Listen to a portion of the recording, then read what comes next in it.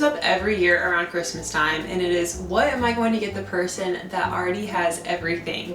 And the answer is homemade consumable gift. With hand making gifts, they are so special, made right from your own hand. Loved ones are going to appreciate that you took the time to hand make them a gift. And I don't know about you, but I am always trying to declutter our home and keep things really minimal. And I know that a lot of others in my life are also doing the same. So it's not like we need more things. I love receiving consumable gifts. I love giving them. So in today's video, I'm going to be showing you guys 3 consumable handmade gifts that you can make this Christmas season. So let's get into the first one. So the first gift we're going to be making is Christmas jam. This is a canning recipe, and if you have never canned before, please don't click away. Canning is so simple, and if you're a beginner canner, making jam is a perfect place to start because it has so much sugar in it that you don't have to worry about it spoiling, and all you have to do is make the jam, put them in jars, boil them for 10 minutes, and you are good. That it is seriously that simple. So I have all my cranberries here. I love cranberries. They are just a flavor of Christmas time. This jam also has strawberries and blueberries and some juice from an orange in it as well. And it just has all those Christmas spices too. So we're gonna start off by putting 8 cups of cranberries into our pot.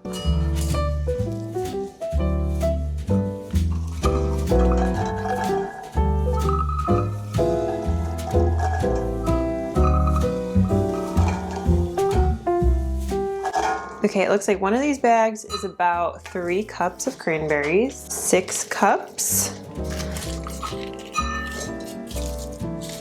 And actually, I'm just gonna do 3 of these bags, 3 whole bags of these cranberries. And I had 1 bag left over, but maybe I'll make some cranberry sauce. Next, I'm going to add the juice from 1 orange.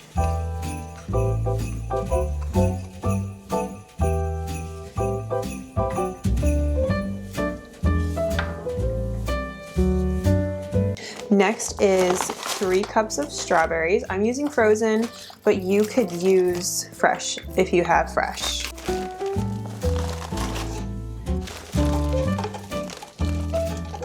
One cup of blueberries, and I am using fresh blueberries. All of our berries are added, and we're gonna turn on the burner. I'm gonna do medium-high and boil this down until all the cranberries pop. You can already hear the berries starting to pop. I'm gonna give this a stir.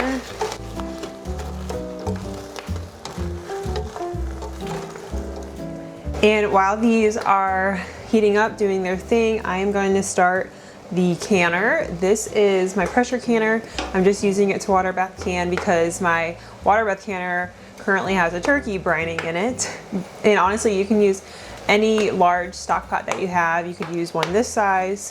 You really don't need fancy special equipment to water bath can. You just need a pot, the jars, and the food. I'm going to put my half pint sized jars into the canner to, oh, that is really hot. I need to use this. Okay, these are going in the canner just to warm them up. A rule with canning is if you have hot food, you need to have hot jars and hot water in the canner. And that will prevent thermal shock, which would make your glass just break. One thing I also like to do is throw my lids into the canner as well. This is going to soften the rubber seal on the lids, and that will make sure that you get a good seal. When your berries kind of look like this, you're going to add in 4 cups of sugar. I know it's a lot of sugar, but that's what happens when we make jam. Mix this together.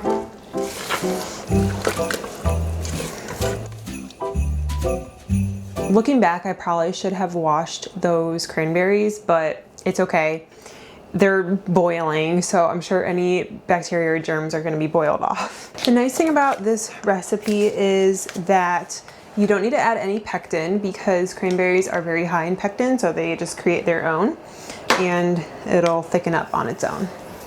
So after you add the sugar, bring it up to a boil, and then once it's at a rolling boil, you're going to take an immersion blender to it.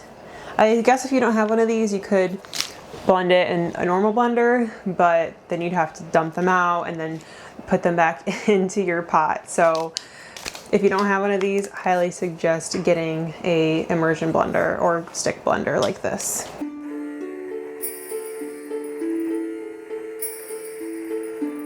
All right, that looks like it's blended down enough. There's still little chunks in here, but that is totally fine. I don't mind the chunks. Let's try this jam. It's already starting to set up. It's like really sticking to the spoon. That is really, really good. I haven't had sugar in like 3 weeks, so that it tastes so sweet to me. When I can, I like to lay a towel on the counter right here. And then I'm gonna get my jars out of the canner. The canner was just on medium heat, in case you were wondering. I don't boil the jars. I don't think you're technically supposed to. You just gotta keep them warm enough. The hardest part about canning is guessing how many jars you're gonna fill. I have 10 here. Well, I have 9 half pints and then 1 pint. The pint is for my dad because he loves jam. I just know that he's gonna appreciate the larger size. Okay, and then we'll start filling the jars. Just put your funnel on the jar. I like to bring my pot as close to the jar as possible to avoid spills. And these are going to be filled to almost completely fill, or 1/2 inch headspace if you want to measure it. I've gotten to the point in canning where I just, most of the time I don't measure headspace because I can eyeball it at this point. But if you're new, you'll want to measure that headspace, but it's just almost completely full. So you're going to stick a knife in your jar along the edges just to debubble it, and then you'll put your lid on, and then you'll wipe your rim completely clean. I like to use a paper towel that has vinegar on it, and that will get rid of like any of that sugary residue and ensure that you have a good seal.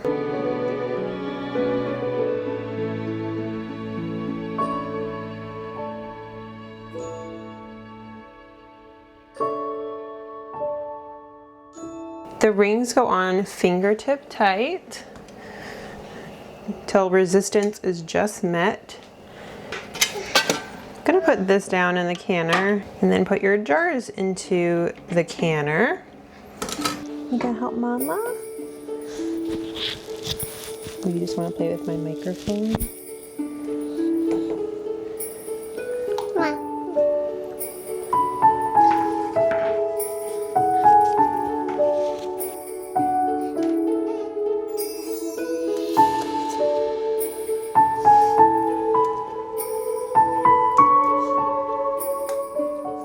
So I got 7 half pints and 1 pint. And now turn your heat on to high. And once this comes to a rolling boil, you will set the timer for 10 minutes. And after 10 minutes, turn your heat off, let them sit for 5 minutes or longer, and then take them out, and hopefully they all seal. I'm going to put the lid over, just not sealed like I would for pressure canning, but just resting on top. That way it kind of keeps the heat in there and helps it to come up to a boil faster. Okay, so they are done, but I made a mistake. I completely forgot to put a splash of vinegar into here to prevent that hard water mineral buildup on the jars. Once these are cooled down later in the day, I am going to wash them in a vinegar rinse, and that should get rid of the hard water on the outside. Oh, no touching. Since these are gonna be gifts, I want them to look pretty, so I'm gonna make sure to get this hard water off of the jars. It looks like all of them sealed, so I think we are good.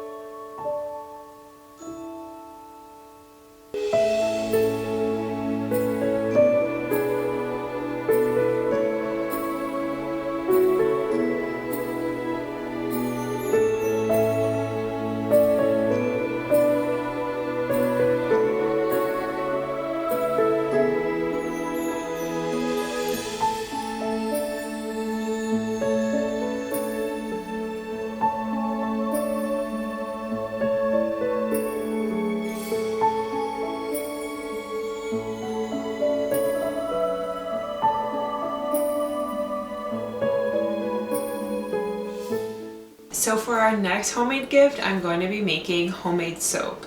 Now this is another one that seems super intimidating, but I promise you it is so easy. And I'm doing a melt and pour soap, which means that you do not have to mix the lye. There's no chemicals involved. All it is this pre-made soap bar that you, well, it's not a soap bar yet, but it's just pre-made base that you just buy, and you melt it down, pour it into your molds, and then let it harden, and that is it. Like I said, there's no mixing of lye, there's no sponification. It is already done for you in this mix. Now this one is a goat's milk base, and I got this on Amazon. You can also find these like at Hobby Lobby. I was there the other day and I saw a bunch of different ones. I saw the goat milk one, I saw a tallow based one, a shea butter one. There's just a lot there, or you can just go on Amazon and get this. I will have this linked below for you guys, so you can get the same one if you want. But this is 2 pounds, and this is what it looks like. Now we're just going to be melting these down. I'm going to add some essential oils to give it a nice scent. This is optional, but I'm adding a pigment powder to give it a color. I got these pigment powders from Hobby Lobby, and it came with a variety pack. Also buy like mica powder. I'll try to find some and link them below for you guys.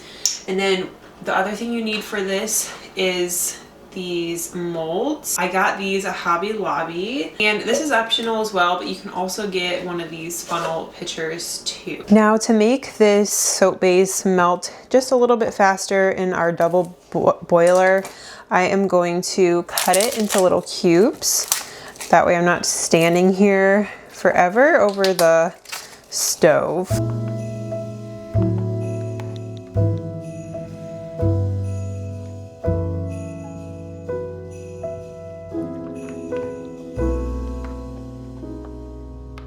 So I have my makeshift double boiler here. I'm just gonna turn this on to about medium high for now, and then add in my cut up soap base.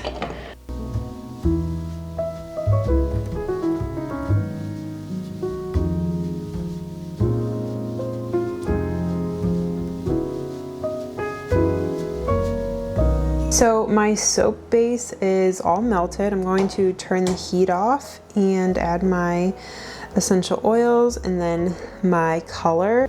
I wanted a more like wintry scent, and I'm going to be adding a lot of this, like probably 40 to 50 drops.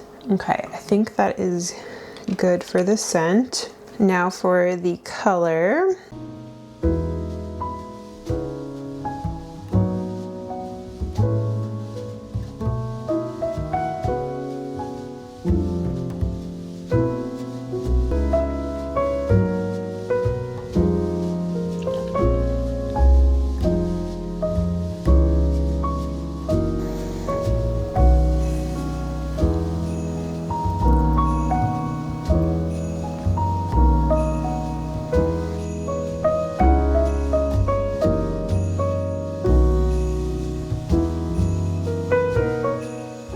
That amount of soap was just perfect for these 8 little molds. I'm going to try to add in a little bit of color to the top here and see if I can swirl that in.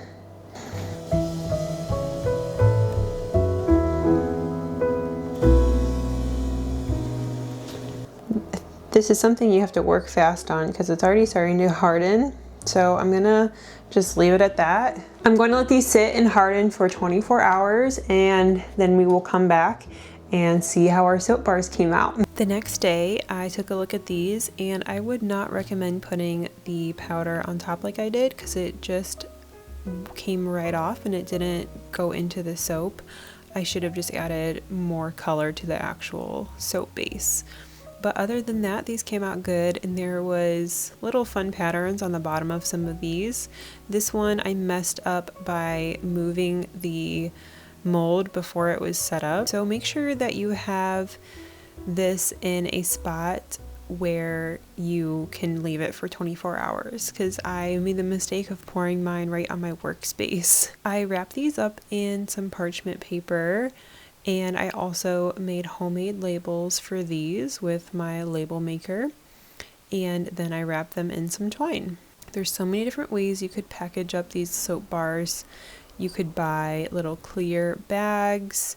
You could just skip the parchment paper and wrap them in some twine. I am not a perfectionist at all. I'm more of a take action just to get it done kind of person.